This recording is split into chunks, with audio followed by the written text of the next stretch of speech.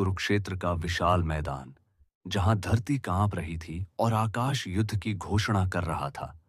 रथों के पहिए मिट्टी में ढंस रहे थे, शंखनाद की गूंज आसमान को चीर रही थी।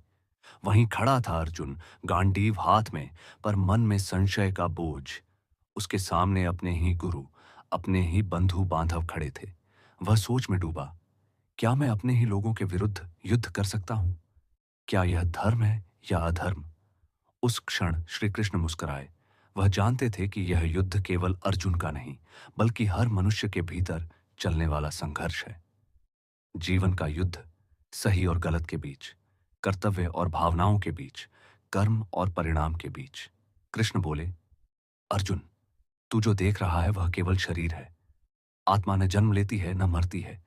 जैसे मनुष्य पुराने वस्त्र त्याग कर नए धारण करता है, वैसे ही आत्मा शरीर बदलती है। तू केवल अपने कर्म का अधिकारी है, परिणाम का नहीं। परिणाम की चिंता छोड़ दे और अपना कर्तव्य कर, अर्जुन ने कहा। परंतु प्रभु, यदि मैं सभी को मार दूं, तो इस युद्ध का क्या अर्थ?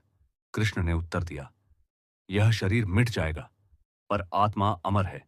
जो मर रहा है, वह वास्तव में मर नहीं रहा। तू केवल साधन है, कर्ता नहीं।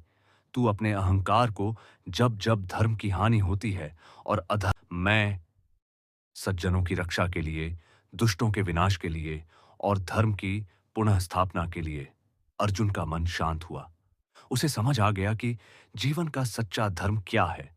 युद्ध केवल शस्त्रों से नहीं लड़ा जाता, बल्कि अपने भीतर के भय, मोह और भ्रम से भी लड़ा जाता है। गीता हमें यही सिखाती है कि कर्म करते रहो, परिणाम की चिंता मत करो। जीवन में जो भी मिले, सुख या दुख, लाभ या हानि, जय या पराजय, सबको समान भाव से स्वीकारो। क्योंकि जब मन स्थिर हो जाता है, तब ही सच्चा ज्ञान प्रकट होता है।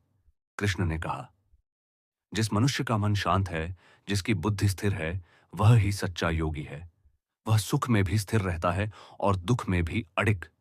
ऐसा व्यक्ति अपने भीतर के परमात्मा को पहचान लेता है। अर्जुन ने तब कहा, प्रभु, मेरी मोह की जाल समाप्त हो गई है। अब मैं जान गया हूं कि मेरा कर्तव्य क्या है। मैं युद्ध करूंगा, आपके आदेशानुसार। और तब इतिहास ने करवट ली। अर्जुन ने गांडीव उठाया। अब उसके हाथ में शक्ति नहीं, बल्कि समर्पण था। उसके मन में द्वेष नहीं, बल्कि ज्ञान था। श्रीमद् भगवत गीता का यह संदेश आज भी उतना ही जीवंत है जितना हजारों वर्ष पहले था।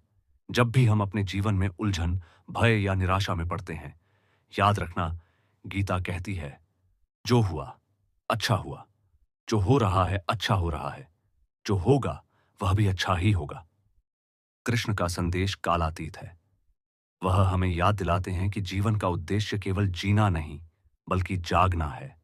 अपने भीतर के अर्जुन को पहचानना और अपने भीतर के कृष्ण की आवाज को सुनना।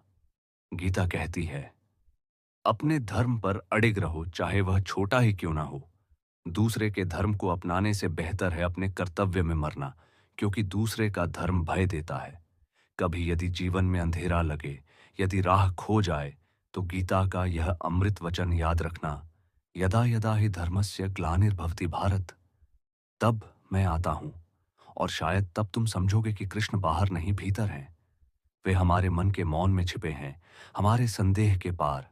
गीता केवल एक ग्रंथ नहीं, बल्कि जीवन का मार्ग है, जो हमें सिखाता है कि सच्चा धर्म है कर्तव्य, समर्पण और संतुलन।